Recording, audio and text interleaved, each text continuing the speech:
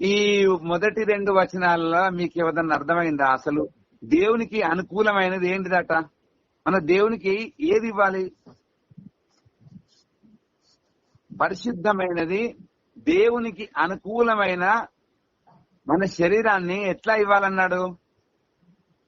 సజీవ యాగముగా, అంటే ఉన్నది ఉన్నట్టుగా.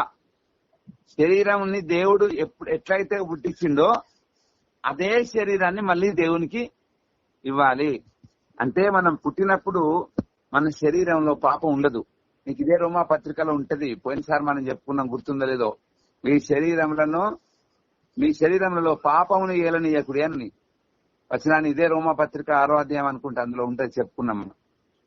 గుర్తుందా? ఏమో లేదో అప్పుడు మనం చెప్పినా గుర్తుంది, కానీ మనం ఉన్నదో లేదో మాకేం తెలుసు అంటారా. నీ శరీరంలో పాపమును ఏలనీయకుడి అని ఉంటది. అంటే ఒకటి, మన శరీరాన్ని, అసలు దేవునికి అనుకూలమైనది ఏంటిది? పరిశుద్ధమైనది. దేవునికి అనుకూలమైనది పరిశుద్ధత ఫస్ట్.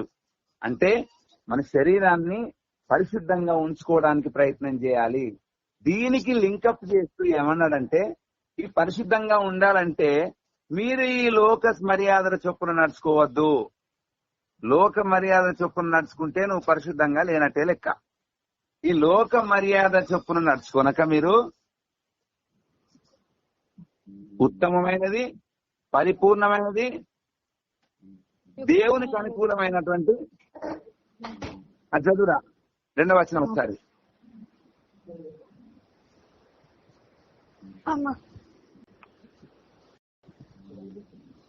మీరు ఈ లోక మర్యాదను అనుసరింపక ఉత్తమమును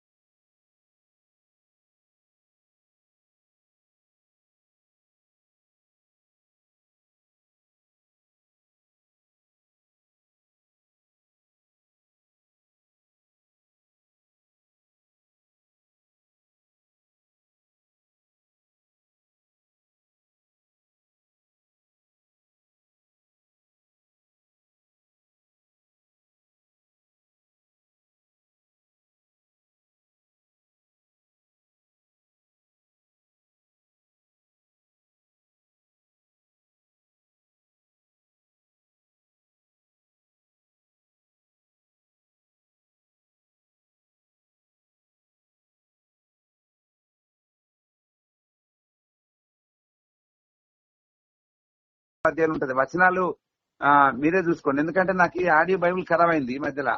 మీకు నిన్న చెప్పినట్టు నాకు గుర్తుందో లేదా, నాకు కష్టం వెనుక అదే మడత పెట్టి కొట్టినట్టు అవుతుంది రా అని. ఇదేమైంది, నాకు ఇవన్నిటితో పాటు ఆడియో బైబిల్ కూడా ఖరాబ్ అయింది. రెఫరెన్స్ కూడా ఈ ఇప్పుడు స్టోరీ లాగా చదువుకుండా అవుతుంది. ఈ రెఫరెన్స్ ఇక్కడ ఉంది అని చెప్పలేని పరిస్థితులు ఉన్నది. సో ఇందులో ఏమంటాడంటే, చెడ్డ వాటిని అసహించుకొని మంచి వాటిని హద్దుకోవాలని ఉంటది ఇదే అధ్యాయంలో. చెడ్డ వాటిని అసహించుకొని మంచి వాటిని మనం హద్దుకోవాలి. చెడ్డ వాటిని అసహించుకోవాలంటే మరి లోక మర్యాదలు ఏముంటది? వాళ్ళు చేసే పని ఏంది? దీనికి కంప్లీట్ గా అగెయిన్స్ట్ గానే చేస్తారు. అసలు నీకు ఈ 2 వచనాలను నువ్వు ధ్యానించాలంటే రోమా పత్రిక 12వ అధ్యాయం చదువుకుంటే నీకు వేరే రెఫరెన్స్లే అవసరం లేదు. అట్లుంటది ఇది. ఎందుకనంటే చెడ్డ వాటిని అసహించుకొని మంచి వాటిని హద్దుకొనండి అని ఉంటది. లోక మర్యాదల చొప్పున నడుచుకోవద్దు అన్న దానికి ఒక్కసారి మీరు ఆలోచించండి. లోకం చెడ్డదాన్ని హద్దుకుంటది, మంచిదాన్ని అసహించుకుంటది. ఫర్ ఎగ్జాంపుల్, తాగేటోళ్ళు ఉన్నారు అనుకుందాం. తాగే వాళ్ళని లోకం ఇచ్చినప్పుడు ఒక మంచి మార్గం, దేవుని మార్గంలో వేయటోనేమో వానికి తీసుకొచ్చి నీతులు చెప్తారు. అది కాదు, ఇది కాదు, మన తాతల సంప్రదాయం, మన పురాతన సనాతన ధర్మం, మన పురాతన సాంప్రదాయాలు, ఇది మన అమ్మమ్మ నానమ్మల తాతలు నేర్పింది, గలకెందుకు పోతున్నారా ఇక్కడ పని లేక పనికి రానోడా అంటారు. అదే మరి ఏ సాంప్రదాయం ఎవరు నేర్పిండ్రో తెలియదు. వాడు తాగి రోడ్ల మీద పడితే అరే నువ్వు తాగకాయన ఎవరని చెప్తారా? అసలు వీళ్ళు చెప్తే వింటరా? 2, అసలు తాగకపోతే అక్కడ మొగోడే కాదు, అది లెక్క. తాగకపోతే వాడేమో కూడా తాగాలి, అవు తాగాలి, తాగేటప్పుడు తాగాలి, తినేటప్పుడు తినాలి, ఎంజాయ్ చేసేటప్పుడు చేయాలి. దేవుడు ఈ జీవితాన్ని ఇచ్చింది ఎందుకంటే మనం అన్ని అనుభవించడానికి. అవు చాలా మంది అన్నారు నాతోటి, దేవుడు మనకి జీవితాన్ని ఇచ్చింది ఎందుకట, అన్ని అనుభవించడానికి, తినాలి, తాగే, అన్ని చేయాలి. ఇది మళ్ళీ కేవలం జెంట్స్ మాత్రమే, మళ్ళీ లేడీస్ మళ్ళీ లేదు. వాళ్ళు మాత్రం కట్టుబాట్లలో బ్రతకాలి, వాళ్ళు మాత్రం అన్ని రూల్స్ ఉండాలి, వాళ్ళకి మాత్రం అన్ని రకాల ఆంక్షలు ఉండాలి. కానీ జెంట్స్ కి అట్లేం లేదు. జెంట్స్ కి ఒక అమ్మాయి ఫ్రెండ్ లేకపోతే కూడా వాడు జెంట్ కాదు, వాడు మగవాడు కాదు. కాదు కాదు కాదు. అంటే మీకు ఎందుకు చెప్తున్నా ఇవన్నీ అంటే, ఇది మీకు తెలుసు, కానీ చెడ్డ వాటిని ఆశ్రయించుకొని మంచి వాటిని మనం హద్దుకోవాలని మనకు బైబిల్ చెప్పింది. లోక మర్యాదను చొప్పున నడుచుకోవద్దు అన్నది. దీనికి దానికి చూడండి, లోక మర్యాదను నడుచుకుంటే చెడ్డ వాటిని హద్దుకొని మంచి వాటిని ఆశ్రయించుకుంటాము. అర్థమైంది నా పాయింట్? లోక మర్యాద చొప్పున కనుక నడుచుకుంటే ఆ వచనం, అందులో ఆ వచనం ఉంటది రా, ఒకసారి చూడు చూపులి. చెడ్డ వాటిని ఆశ్రయించుకుని మంచి వాటిని హద్దుకోండి అని ఉంటది. లోకమంతా చెడిపోయిన లోక మర్యాదలో చెడు. అదే ఒక వచనం ఒకసారి చదువు, వీళ్ళకి అర్థమైంది పాయింట్. ఓకే,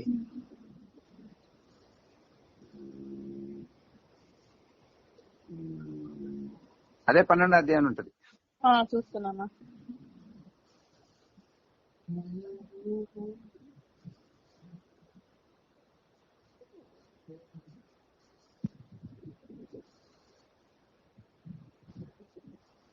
సరే, ఆ వచనం దొరికే లోపు మనం మిగతా చెప్పుకుందాం. నెక్స్ట్ ఇదే 12వ అధ్యాయంలో ఏముంటదంటే, నీ శత్రువుకు భోజనం పెట్టి నీళ్ళు ఇవ్వు, ఆయనకు ఆకలి అయితే లేదా దాహం అయితే అతనికి భోజనం పెట్టి నీళ్ళు ఇవ్వు, అప్పుడు ఈ శత్రువు తల మీద నిప్పులు పోసినట్టు అన్నాడు. లోకం ఈ పని చేస్తుందా? చెప్పండి న్యాయంగా. లోకం ఎవరన్నా వాళ్ళు లొల్లి పెట్టుకున్నారు అనుకో, లొల్లి ఏదో ఒక రకంగా ఆస్తుల గొడవలో, లేకపోతే వరకట్నం కారణం, లేకపోతే తల్లిదండ్రులకి బిడ్డలకు వడకనో, లేకపోతే బంధువులకు భూముల కారణం, ఏదో ఒక తగాదాలు వస్తాయి. వాళ్ళు నిజంగా శత్రువులను ప్రేమించి అన్నం పెడతారా? చెప్పండి, ఏమైంది? ఏం మాట్లాడలేదు మీరు? అర్థమైతలే నా మాటలు? స్పీకర్ అర్థమవుతుంది. మరి ఎందుకు మాట్లాడరు మరి?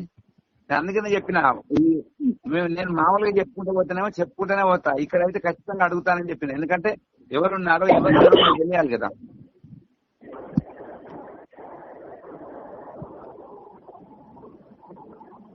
ఎవరన్నా శబా నేను ఉన్నామని అర్థమైంది.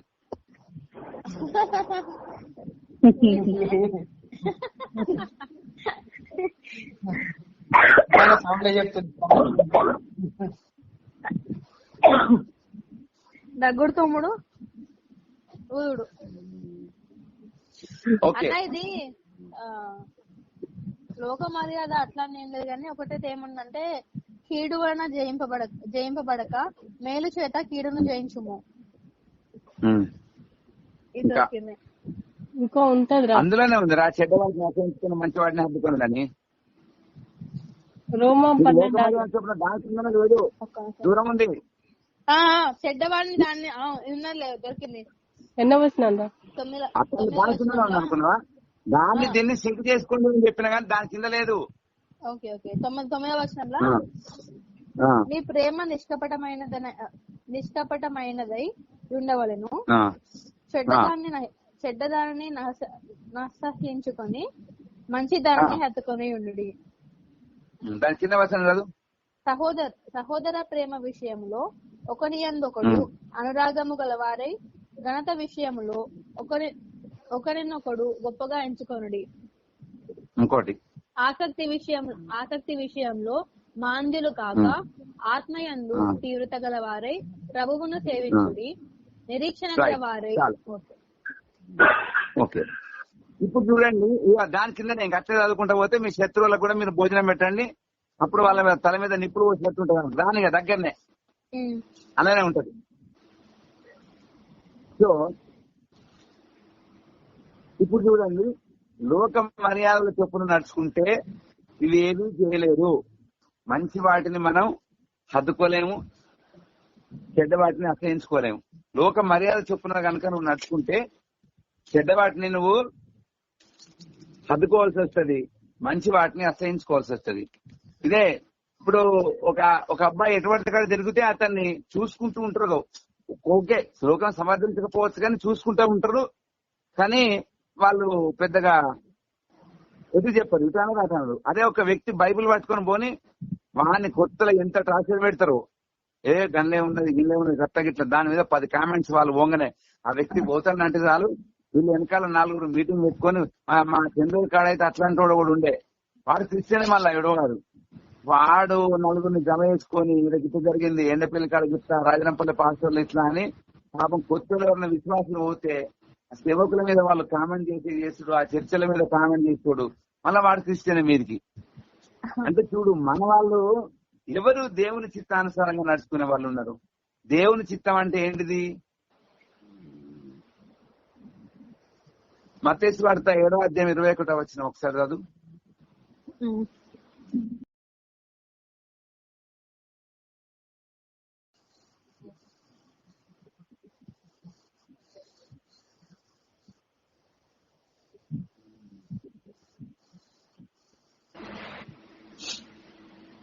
అలా మత్తయి 7:21.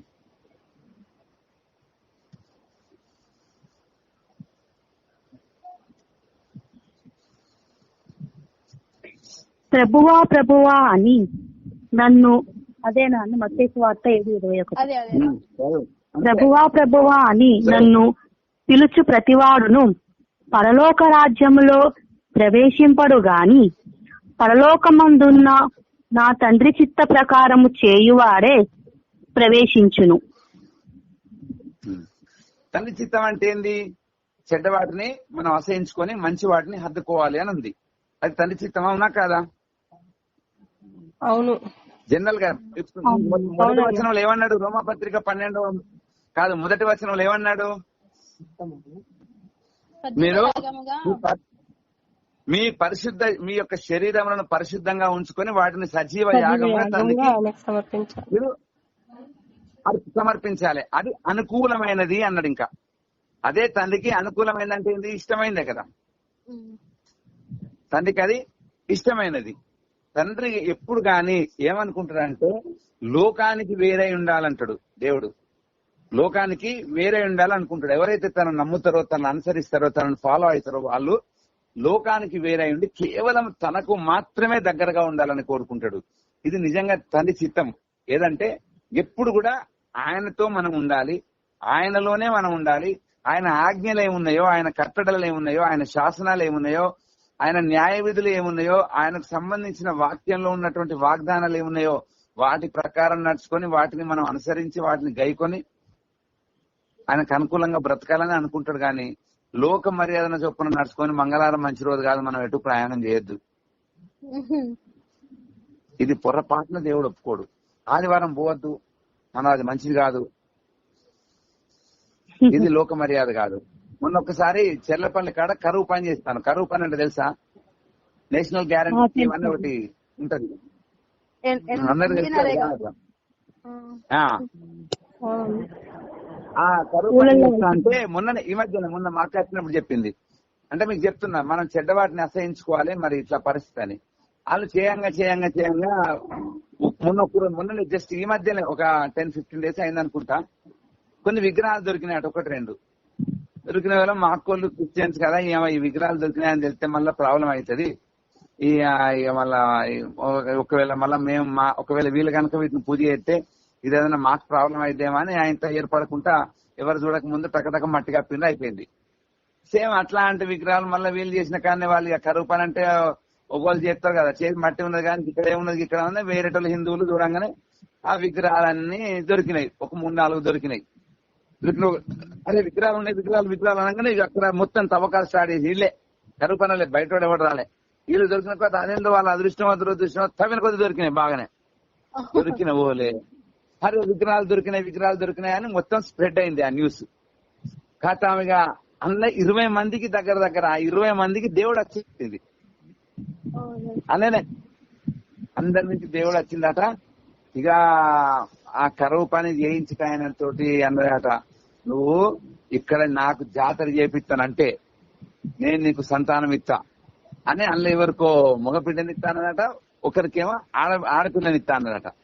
ఆ ఆడపిల్లని ఇస్తానమే మాత్రం కొంచెం ఒక 45 అంటే పెళ్లి అయింది, వాళ్ళు నిజంగానే సంతానం లేదంట, కానీ చాలా ఏజ్ అట వాళ్ళు, 45, 50 ఉంటారు. మరి ఎంత పెద్దోళ్ళే అని చెప్పింది మాకైతే, చాలా పెద్దోళ్ళే రాళ్ళని. వాళ్ళకి అట్లా చెప్పింది. కరువు పని చేయించిన ఆయన కూడా చెప్పింది, నీకు కూడా సంతానం ఇస్తా, నువ్వు ఇక్కడ జాతర చేపిస్తే. కథం అక్కడదక్కడ కొబ్బరికాయలు కొట్టిన కరువు పని బిరుపని అన్ని ఆపి 7 కాడికి ఊరి బత్తీలు తెచ్చి కొబ్బరికాయలు కొట్టి మొత్తం 20 మంది తురుడే తురుడు, ఎగురుడే ఎగురుడు. జాగ్రత్తగా ఉండాలి. మంచి ఏదో చెడేదో మనం బాగా గ్రహించుకోవాలి. అందుకనే సువార్తలలో యేసుప్రభు అంటాడు, ఏమంటాడంటే మనం పావురముల వలె నిష్కపటలం అయ్యండి, అంటే కపటం గాని నటన గాని ఏది లేకుండా పరిశుద్ధంగా ఉండి పాముల వలె వివేకంగా ఉండాలి. పావురములేమో నిష్కపటంగా ఉంటాయి, పాములేమో వివేకంగా ఉంటాయి. సపోజ్ వాడు ఎక్కడి నుంచి మనిషి వచ్చినా వాడి సౌండ్ ని తట్టు పారిపోతాయి. అవి నువ్వు మనిషి వచ్చేదాకా ఉండవు, మాక్సిమం ఉండవు. అవి వివేకంతో ఆలోచిస్తాయి. ఎక్కడన్నా ఇప్పుడు మనం వాటికి ఎంత భయపడతామో అవి నీకంటే ఎక్కువ భయపడతాయి.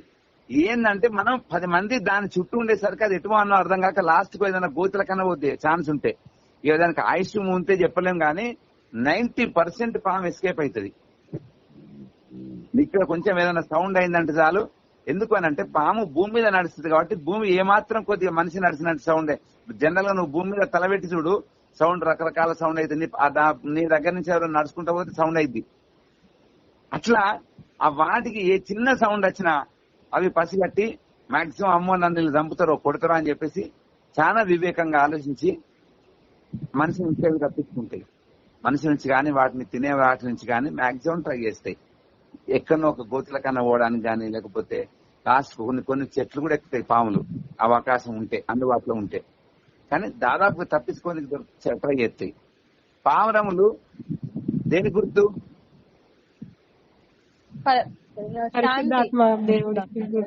శాంతి, పరిశుద్ధత. అందుకనే పావురముల వలె నిష్కపటులై ఉండు అన్నాడు. అంటే కపటం లేకుండా నీతిగా నిజాయితీగా బ్రతకాలే. పావురాన్ని మనకు సాదృశ్యంగా పెట్టింది. ఇది దేవుని చిత్తం. చెడ్డ వాటిని మనం హెచ్చరించుకోవాలి, మంచి వాటిని మనం హద్దుకోవాలి.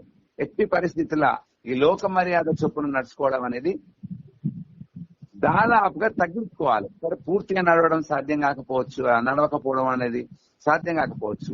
అట్లనే ఎట్లా మనం లోకంలో ఉన్నాం కదా అని చెప్పేసి పనికిరాని ఆచారాలు, పనికిరాని అన్ని మనం ముందు పెట్టుకొని మనం పాటించవలసినవి పాటించకుండా అనవసరమైన అన్ని తలకెత్తుకొని తిరుగుతూ ఉంటాం. ఫస్ట్ నువ్వు పాటించాల్సినవి పరిశుద్ధంగా ఉండాలనుకో. ఎక్కడ తప్పు చేస్తున్నావు, ఎక్కడ పొరపాటు చేస్తున్నావు, ఫస్ట్ మనం ఏదైనా తప్పు చేస్తే తల్లిదండ్రుల దగ్గర బ్రతికే పిల్లలు ఏమనుకుంటది, స్టార్టింగ్ ఉన్న పిల్లలకు బాగా తెగించిన వాళ్ళు, బాగా మొండిపోయిన వాళ్ళ గురించి కాదు, కానీ ఇప్పుడున్న పిల్లలు కొంచెం తక్కువ. కానీ ఒకప్పుడు పిల్లలు తల్లిదండ్రుల చేతులు ఉన్నప్పుడు ఆలోచించడం, ఏదైనా తప్పు చేస్తున్నాం, ఏదైనా కొంచెం అంటే లవ్లో పడ్డా లేకపోతే తాగుడు ఏదైనా ఉన్నా కానీ పిల్లలు భయపెట్టోళ్ళు. అమ్మ నాన్నకు తెలిస్తే తిడతారు, అమ్మ నాన్నకు తెలిస్తే కొడతారు అన్న ఫీలింగ్ చాలా ఉండే. ఇప్పుడు ఈ సినిమాలు, సీరియళ్లు ఇవన్నీ వచ్చి బాగా చెడిపోయి ఇవన్నీ ఎట్లా మనం తప్పు చేయాలో నేర్పుతున్నాయి. వాళ్ళు కూడా చిన్న చిన్న పోరాలు తల్లిదండ్రుల మీద మలవడతాను. కానీ ఒకప్పుడు ఇట్లా లేదు. తప్పులు చేసేటోళ్ళు కావచ్చు, కానీ సాధ్యమైనంత వరకు తల్లిదండ్రులకి తెలియకుండా ఉండడానికి ట్రై చేసేటోళ్ళు. వాళ్ళు తల్లిదండ్రులకి అప్పట్లో వాడు తాగుతారు కానీ వాళ్ళ అమ్మ నాన్న తెలియదు అంట అనేటోళ్ళు. అప్పుడు వాడు తాగుతాడు కానీ వాళ్ళ అమ్మ నాన్న తెలియదు, వాళ్ళ నాన్నకు తెలిస్తే ఊకోడు తంతడు పట్టుకోనని. కరెక్టే, అర్థమైందా? మరి అమ్మ నాన్నకు పిల్లలు అట్లా భయపెట్టోళ్ళు. కానీ ఇప్పుడు ఆ భయం కూడా లేకుండా సమాజం అట్లా పిల్లల్ని తయారు చేస్తుంది. యువత మొత్తంగా చెడిపోతుంది. కానీ మనం మరి వాళ్ళలాగా మనం బతికితే ఈ క్రిస్టియానిటీ ఇవన్నీ అవసరం లేదు. ఇక మనం చక్కగా అనలేకపోతేనే బెటర్. కనీసం మనం తల్లిదండ్రులకు భయపడకపోయినా అట్లీస్ట్ మనం దేవుని కన్నా భయపడాలి. దేవుని కన్నా భయపడి ఒక తప్పు చేయడానికి ఆలోచించాలి. ఎంతవరకు మనం తప్పు అంటే ఏదో కాదు, ఈవెన్ అబద్ధం ఆడేటప్పుడు కూడా అబద్ధం ఆడుతున్నాం కదా, నోరుంది కదా, అవకాశాలు ఉన్నాయి కదా అని ఎట్టి పరిస్థితుల్లో మనం ఆడడానికి లేదు. దేవుని ఆజ్ఞలలో ఉంటది. యేసు ప్రభు కూడా ఎన్నోసార్లు చెప్తాడు అబద్ధం ఆడద్దని. అసలు అబద్ధం అనే ఫస్ట్ మనం ఎక్కడ స్టార్ట్ అయిందంటే, ఎవ్వరు కూడా నువ్వు పుట్టిన పిల్లల కానించి వెళ్ళి ముందు తప్పు గాని పాపం గాని ఎక్కడ జరుగుతుందో తెలుసా మీకు? అబద్ధమే మొదటి తప్పు. ఎందుకనంటే చిన్న పోరడు కూడా ఆడు కొట్టి కొట్టినవారంటే కొట్టలే అంటాడు. ఏమంటాడు? కొట్టలే అంటాడు. చాక్లెట్ తిన్నావరా అంటే తినలేదంటాడు. తినలేదు అంటాడు. అంటే అబద్ధం గాని పాపం గాని ఎక్కడ స్టార్ట్ అయింది? అబద్ధం నుంచి స్టార్ట్ అయింది. అబద్ధం నుంచి మెల్లగా మెల్లగా మెల్లగా మెల్లగా వాళ్ళని ఎక్కడికన్నా తీసుకుపోద్ది. అంటే నువ్వు ముందు అబద్ధం ఆడకుండా ఉండడానికి మాక్సిమం ట్రై చేయి. అప్పుడు కొన్ని మనకు ఏమంటారు అలవాటు అవుతాయి. ఈ మధ్యలో నేను కూడా కొంచెం అంటే నేను దాదాపుగా ఉండడానికి 99% ట్రై చేస్తాను. అయితే కొన్ని ఏమైతే అంటే నా లైఫ్ లో జరిగింది చెప్తున్నా. క్రికెట్ కి సంబంధించిన జోక్స్ వీడియోలు బాగా చూస్తున్నా. చూసేటప్పటికి ఏమైతుందంటే ప్రేయర్ లా అవే గుర్తొస్తున్నాయి. ఎట్లా ప్రభావ ఇది ఎట్లా పోతే మరి ఇది పోవాలి కదా, ఎట్లా ప్రభావ అంటే నేను బాగా రోజులు బాగా పోరాడంగా ఒక తీర్మానం చేసుకున్నా. దేవా నేను ఒక్క జోకు వీడియో అంటే క్రికెట్ సంబంధించిన ఫనీ వీడియోస్ ఒక్క వీడియో చూస్తే 100 రూపాయలు కానికెత్తా. ఒక్క వీడియో కనుక నేను చూస్తే 100 రూపాయలు కానికెత్తా అంటే అప్పటి నుంచి భయం పట్టుకున్నాను. నువ్వు ఒక్క వీడియో పొరపాటున చూస్తే దేవునికి చచ్చినట్టు 100 రూపాయలు ఇవ్వాలి. అవసరమా? ఇప్పుడే మేము కష్టాలలో ఉన్నాం, చాలా ఇబ్బందులు ఉన్నాం. రూపాయి ఇప్పుడు అసలు చాలా అంటే చాలా కష్టం. నా శాలరీ కదా మీకు ఇవన్నీ తెలుసు. దేవుడు అంటే ఇప్పటికీ దిగ్విజయంగా నడిపిస్తాను మెల్లగా. ఒకవేళ ఇది కూడా ఒకటన్నా నేను గనక బుద్ధిపూర్వకంగా చేస్తే ఇది అనుకోకుండా ఏదైనా చేయగలిగి వస్తే మాత్రం అది కూడా కొన్ని సెకండ్లలో వీడియో కట్ చేస్తే ఓకే. సెకండ్ల దాటిగా సరే నేను తెలియకుండా నొక్కిన కదా అని చెప్పేసి అనుకుంటా పోతే 100 రూపాయలు వేస్తుంది. ఇట్లా కూడా తీర్మానం చేసుకున్నాం. నేను అందుకని మీతో అప్పుడప్పుడు చెప్తుంటా, మనం కొన్ని తీర్మానాలు తీసుకోవాలి. మనకు మనమే పనిష్మెంట్ వేసుకుంటే అప్పుడు దేవుడు నిన్ను శిక్షించే కాడికి రాదు. అర్థమైంది నా పాయింట్? మనకు మనమే పనిష్మెంట్ ఇచ్చుకోవడం మొదలు పెడితే దేవుని చేతిలో నువ్వు శిక్షకు గురి కావు. నువ్వే కంట్రోల్ చేసుకుంటావు కదా. కొన్ని మనం వదులుకోవాలి. ఇప్పుడు నాదే కదా, నేను ఆ పనిష్మెంట్ లేకపోతే నిజంగానే వదులుకోపోదు. అట్లా చాలాసార్లు ఉట్టిగానే ట్రై చేసినా వదులుకుంటే అదేం తెలంగానే తెల్లారి డ్యూటీలో కూర్చోగానే ఫస్ట్ వీడియోలు అవే ఓపెన్. ఇప్పుడు మనం యూట్యూబ్ లో ఏది ఎక్కువ చూస్తామో అది ఫస్ట్ కాగానే నీకు ఓపెన్ అయితే అంటే అవే. చాలా మీకు అందరికి తెలుసు, మనం ఎక్కువ ఏవి ఫాలో అవుతామో ముందు అవే నీ కన్నా ముందు కనబడతాయి. కథం ఇవి కనబడాయి, ఇది ఒక్కటి చూస్తుంది అని ఓపెన్ చేసేది, కథ మొదలు పెట్టేది. ఇక మళ్ళీ అవే శోధన. ఇప్పుడు ఎట్లా అంటే మనం ఏదైతే ఒకటి అనుకుంటే దాన్ని ఎక్స్టెన్షన్ చేసుకుంటా పోతాం. మన జీవితం కూడా పాపములకు ఎక్స్టెన్షన్ అవుతూ ఉంటది. ఇది మనం గుర్తుపెట్టుకోవాలి. ఎక్కడ మనం పనికిరాని ఎక్కడ చూస్తున్నామో వెంటనే మనలో పాపం అనేది దూరుతూనే ఉంటది, పాపం అనేది జరుగుతూనే ఉంటది. దాన్ని మనం అడ్డుకట్ట వేయలేము. ఫస్ట్ ఆ పాపానికి ఎక్కడ మనం బ్రేక్ వేయాలి? ఎందుకంటే నువ్వు పాపం అనేది దేవుని చిత్తానికి విరుద్ధం. ఇది ఎట్టి పరిస్థితుల్లో పాపాన్ని దేవుడు ఒప్పుకోడు. ఏదో బాప్తిస్మం తీసుకున్నాం కూడా క్షమాపణ అట్టలే, మనం బాప్తిస్మం తీసుకున్నాం అంటే ఇక అయిపోయినట్టే, పాపాలు ఒట్టుడు పోయినట్టే. ఇప్పటి నుంచి ఎన్నైనా చేయొచ్చు, అంతే కదా.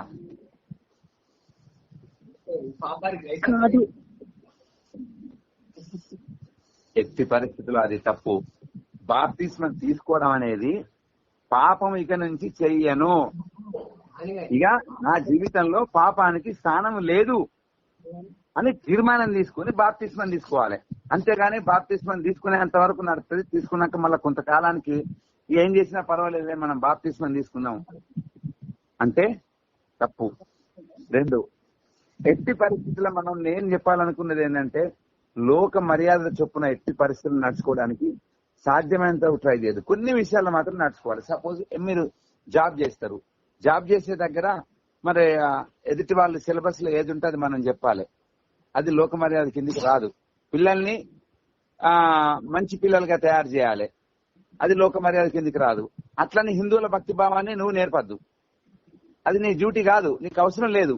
సిలబస్ లో ఉంటే దాని వరకే చెప్పు, అంతేగాని ఇది లోక మర్యాద ఎట్లయితే ఇది మనం డిసిప్లిన్ కింద లెక్క అంటే అది దేవుడు ఒప్పుకోద్దాన్ని, అది పనికిరాని డిసిప్లిన్ అవుతుంది.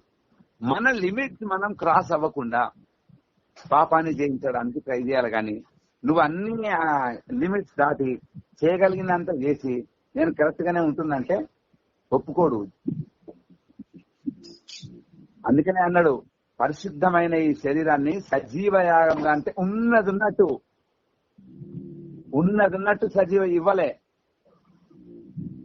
అంటే మన శరీరాన్ని పాపం లేకుండా పరిశుద్ధ శరీరాన్ని ఆయనకి ఇవ్వాలంటే ఇవన్నీ చేయాలి. శత్రువుని ఇంటికి ఆహ్వానించి భోజనం పెట్టాలి. అప్పుడు నువ్వు ఆయన తల మీద నిప్పులు పోసినట్టు. నువ్వు అసలు ఇది ఎవరైనా ఒప్పుకుంటారా? నువ్వు నీ ఇంటికి ఒక శత్రువుని తీసుకొచ్చి భోజనం పెడితే ఆయన తల మీద నిప్పులు పోసినట్టు అయితే నువ్వు ఆయనకు లొంగిపోయినట్టు కదా. ఒకసారి ఆలోచించండి. నీకు ఒక శత్రువు ఉన్నాడు, రమ్యకు జుబ్లీకి పడది, ఇద్దరు బాగా గొడవలు పెట్టుకుంటారు ఎక్కడైనా సార్ అనుకుందాం.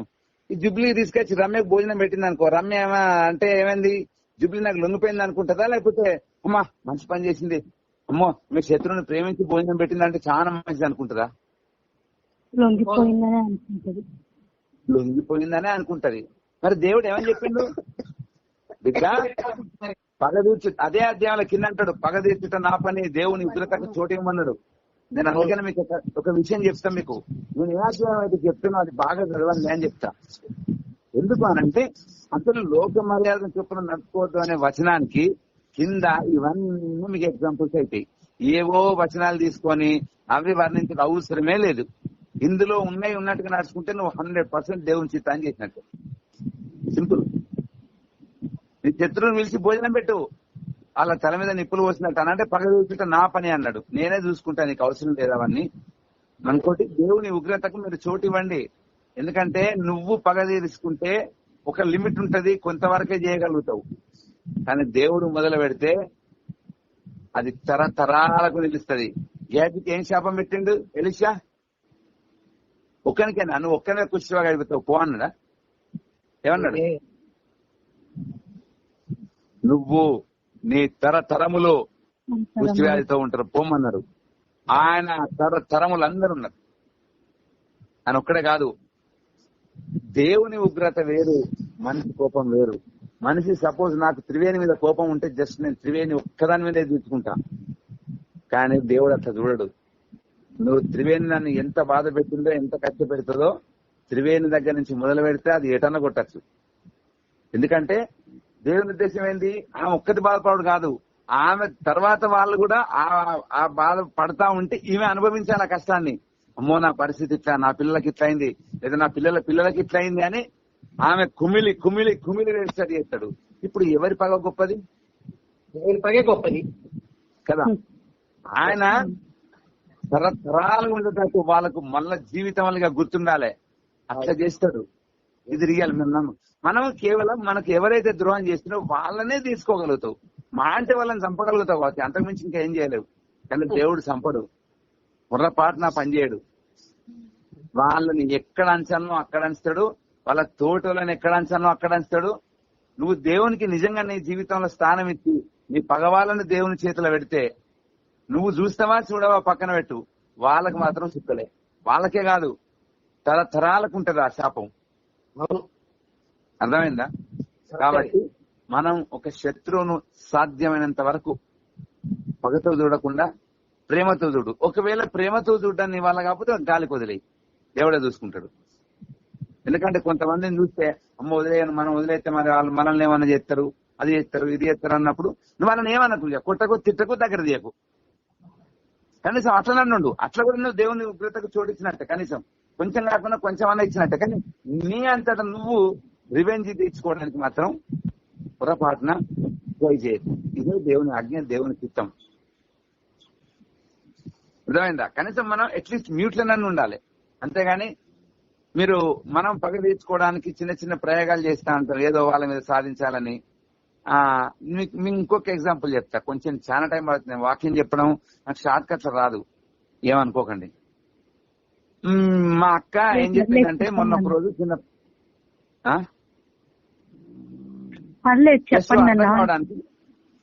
చెప్పండి. అయితే మొన్న మా అక్క ఏమని చెప్పిందంటే, మా పెద్దక్క కొడుకు కోడల మధ్యలో కొంచెం విభేదాలు వచ్చినాయి. విభేదాలు వచ్చిన వాళ్ళే ఆయనే మా అక్క ఫ్యామిలీని కొంచెం, అంటే వాళ్ళ కోడలు తిట్టిందట. మాకు ఎన్నో ఉంటాయి మధ్యలో, అంటే చింటి వాళ్ళ అమ్మ గురించి నేను చెప్తున్నా. మధ్యలో మధ్యలో వాళ్ళకెందుకు, మాకెన్నో ఉంటాయి, అది ఉంటాయి, ఇది ఉంటాయి అంటే ఇక మా అక్క అంటుంది, మా శేఖర్ రానంటే అక్క కొడుకు శేఖర్ రాని, శేఖర్ వచ్చినాకనట శేఖర్కు మొత్తం ఇట్లా అన్ని నూరిపోతుందట. అన్ని నూరిపోతే ఈయన పోయి మళ్ళా ఆవేశం మీద వాళ్ళ ఆవిడని వాళ్ళ అత్తగారిని మొత్తం అనాలే.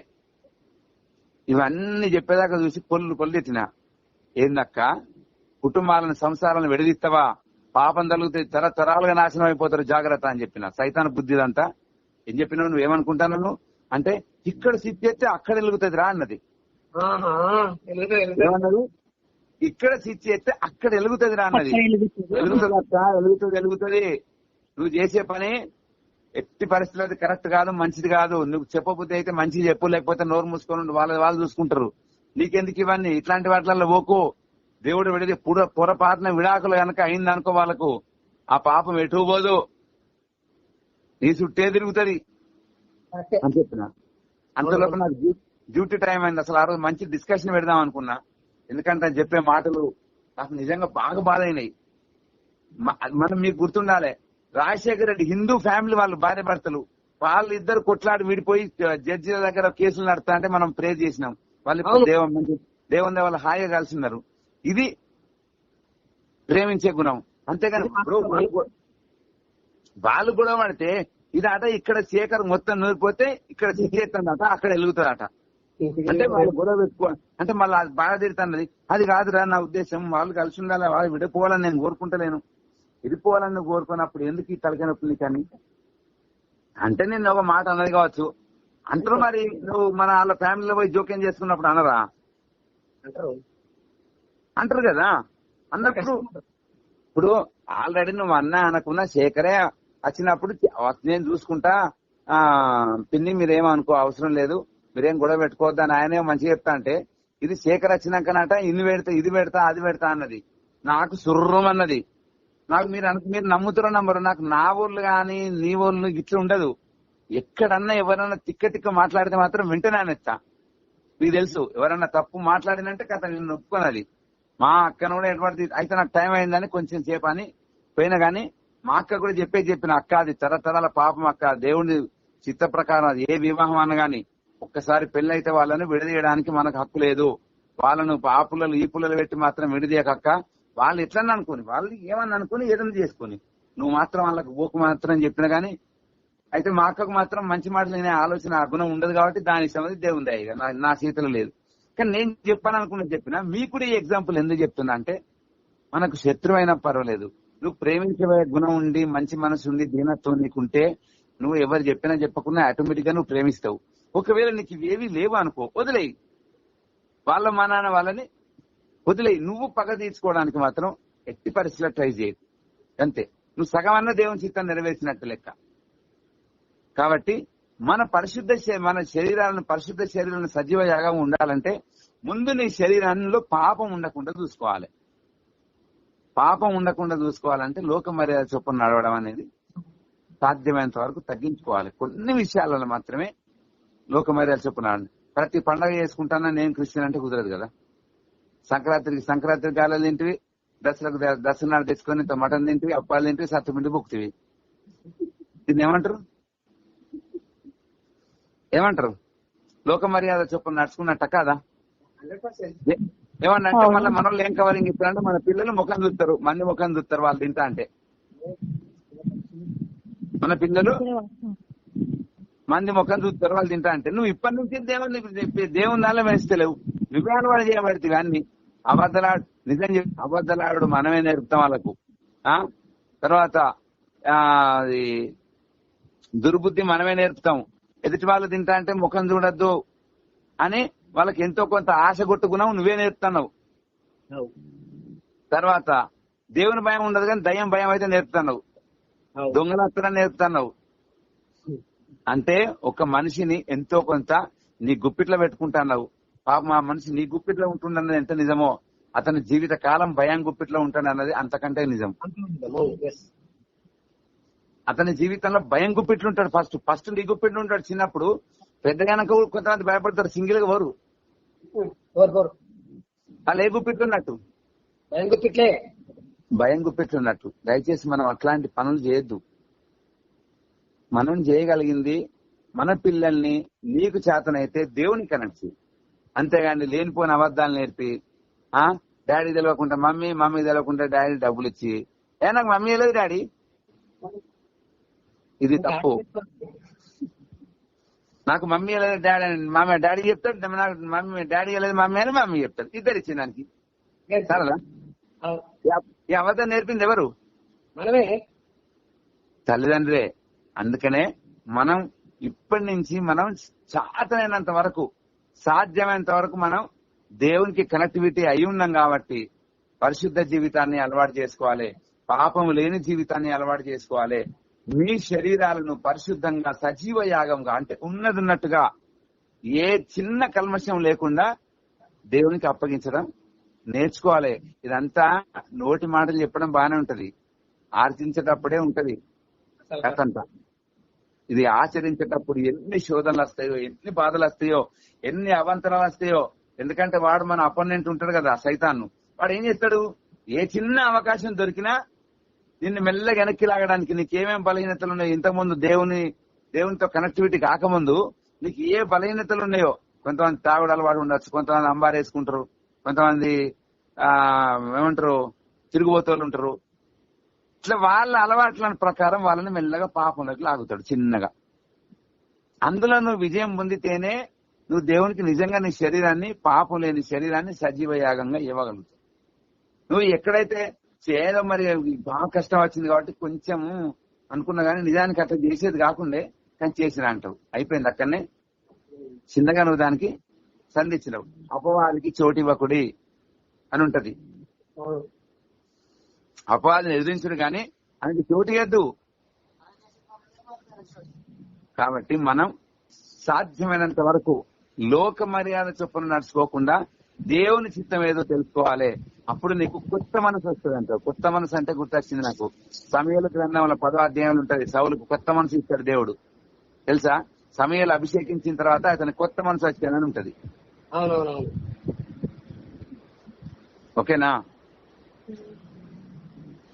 కాబట్టి కొత్త మనసు మనకు రావాలి, రూపాంతర అనుభవం రావాలి. రూపాంతర అనుభవం అంటే మనం డిస్కస్ చేసుకున్నాం, దేవదూతలు మాట్లాడుకోవడం, అది ఉట్టిగానే మనం అనుకుంటే రాదు.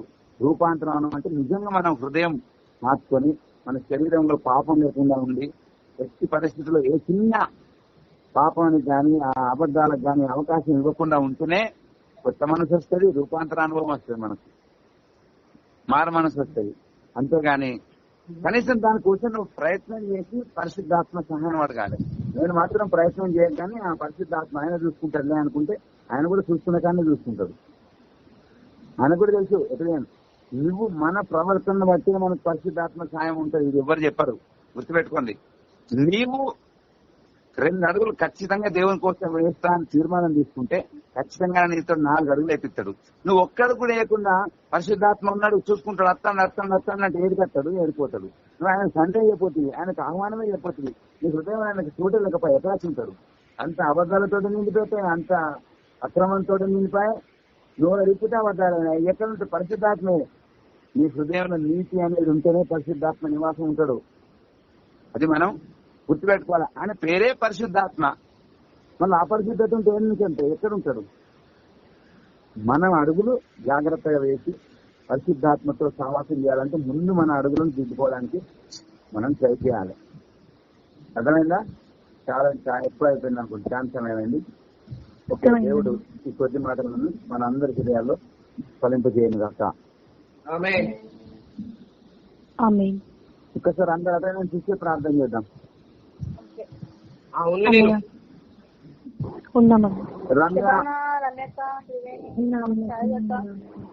అన్నయ్య ఉన్నా అన్న.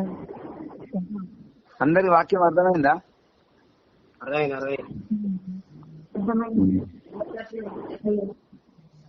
ఓకే, ప్రార్థన చేయడానికి లేదు. శైలజ, వాక్యం మనందరి హృదయంలో ఫలించేటట్టు ప్రార్థన చేయి. చెప్పాలని నువ్వు ఉన్నావు, అర్థమైంది. ఇంటికి వెళ్ళరా.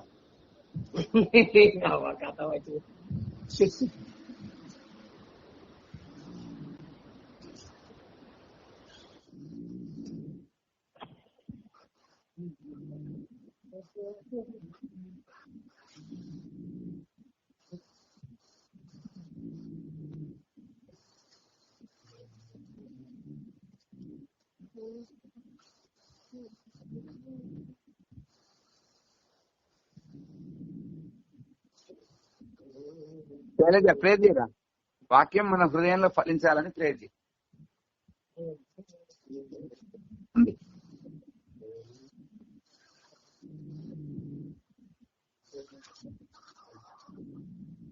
ఛాన్స్ లేదా నీకు వేరే తెలియదా?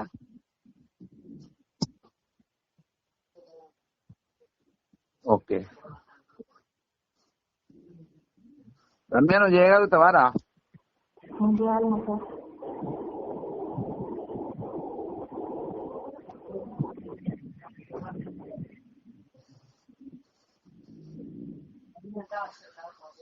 లేదా హాస్టల్ ఉందా అడుగుదామని. ప్రాబ్లం ఉందా నువ్వు చెప్తారా? సరే నేనే చెప్తాను. ఒక్క నిమిషం అందరు మీట్లోకి వెళ్ళండి, నేనే చెప్తా. నేనే చెప్తానండి.